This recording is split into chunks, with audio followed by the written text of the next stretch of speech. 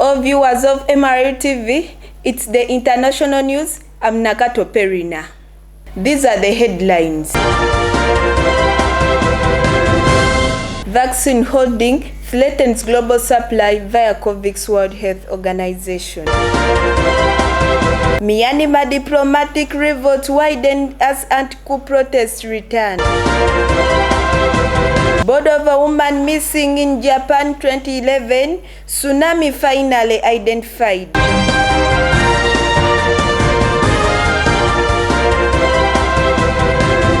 Details.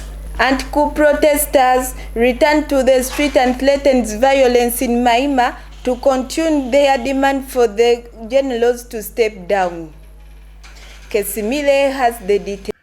Anti-coup protesters returned to the streets and threats of violence to continue their demand for the generals to step down and restore power to the elected government of Aung San Suu Kyi, who was arrested along with her ruling party in February after winning the elections. On Friday, the civil disobedience movement announced that at least 34 of the 45 townships in the city had formed so-called people's governing bodies following the election of those who were elected to parliament but prevented from taking their seats after the general seized the power. On Thursday, police broke up rallies with tear gas and gunfire in several cities, but their crackdown was more restrained than on the previous day, when the United Nations said 38 people were killed in the bloodiest day of protest so far. In the country's second-largest city of Mandale, there were local media reported that one person had been shot and killed. Earlier, a big crowd marched peacefully through the city chanting, "The Stone Age is over. We are not scared because you threaten us."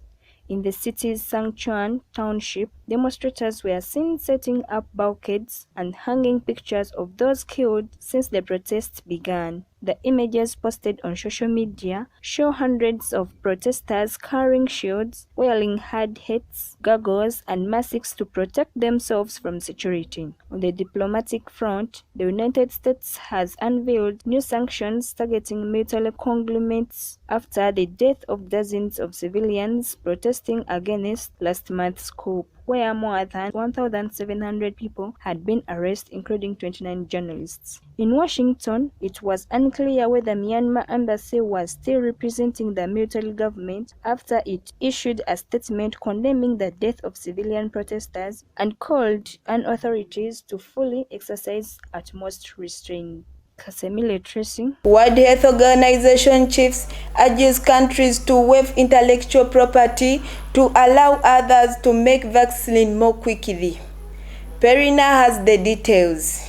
World Health Organization chief urges countries to waive intellectual property rules to allow others to make vaccine more equally. Countries seeking their own COVID-19 vaccine doses are making deals with drug companies that threaten the supply for the global COVAX program for the poor and in the middle-income countries. The World Health Organization said on Friday, now some countries are still pursuing deals that will compromise the COVAX supply. Without a debate, the World Health Organization senior advisor Bruce Owa told a briefing, the World Health Organization has long called upon rich countries to ensure that vaccines are shared equitably. The global organization is one of the leaders of COVAX, a program that aims to supply 1.3 billion vaccine doses to poor and middle-income countries this year. But so far, COVAX has had a slow rollout. We can't beat COVID without vaccine equity. Our country will not recover fast enough without vaccine equity. This is clear. World Health Organization Director Jan Tedros said, "We have made great progress, but the progress is fragile. We need to accelerate the supply and distribution of COVID-19 vaccine, and we cannot do that if some countries continue to approach manufacturers who are producing vaccine that COVAX is counting on. The actions undermine COVAX and deprive health workers and vulnerable people around the world of life-saving vaccine." Tedros also called for countries to waive intellectual property rules to allow other countries to make vaccine more equally. Nakato Perina.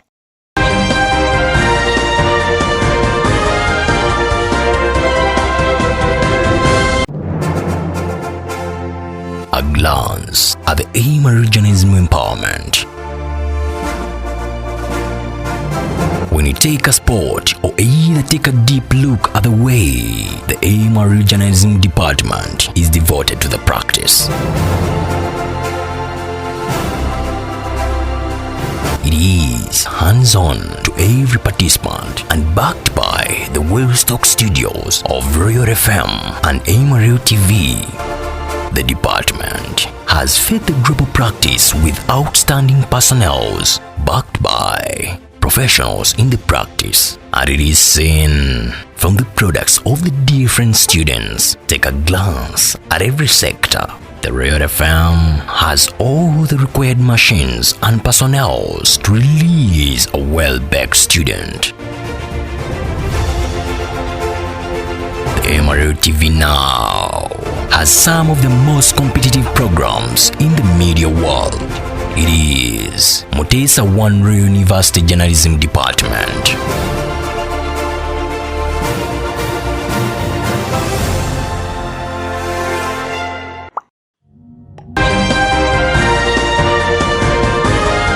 Come back from the commercial break. Let's continue with our news. The women's skeletal remains were found on a beach in northeastern Japan, which was devastated by the Grant wave. Matilda has the details. The woman's skeletal remains were found on a beach in northeastern Japan, which was devastated by the giant wave. The remains of a woman who went missing in the devastating 2011 Japan tsunami have been found and identified, police said on Friday, days before the 10th anniversary of the disaster. Skeletal remains, including a skull, were found on February 17 on a beach in the northeastern region of Miyagi.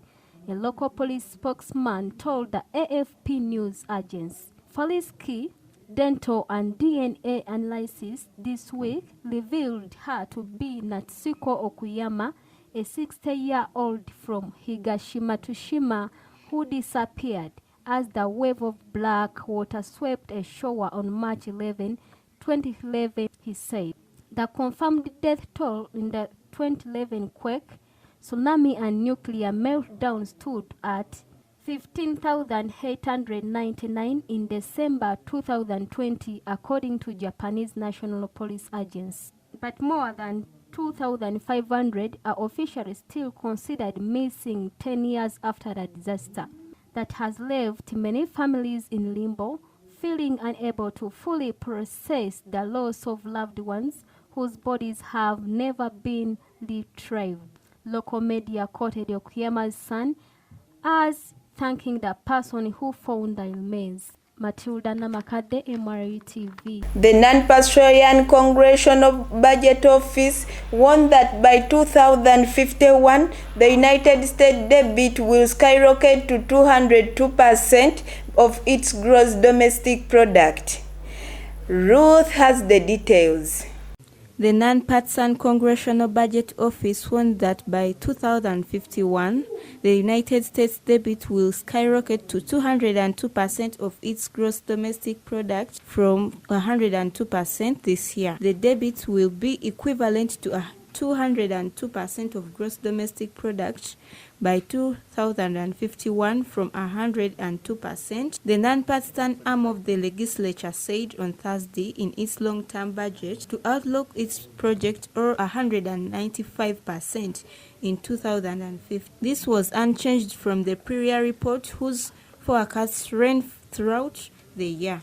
The Congressional Budget Office has said that the net interest payments on the debt are expected to remain relatively low for the next decade and then rise rapidly over the following 20 years, as the CBO said on Thursday. Nabukal Ruth, Amarillo TV. Prime Minister Stefan Löfven said a possible terrorist motive was being investigated.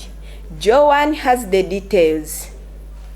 Prime Minister Stefan Löfven said a possible terrorist motive was being investigated.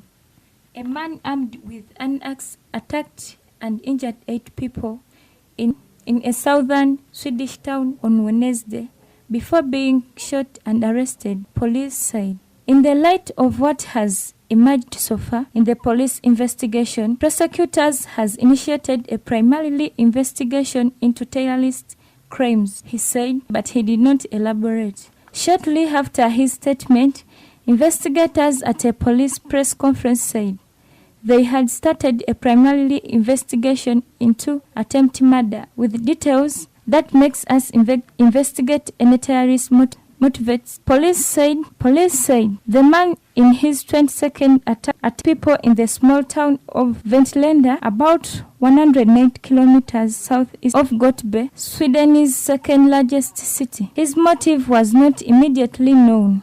The man was shot by police, who say the condition of those attacked by prompter was not immediately known. Thank you for watching MRU TV.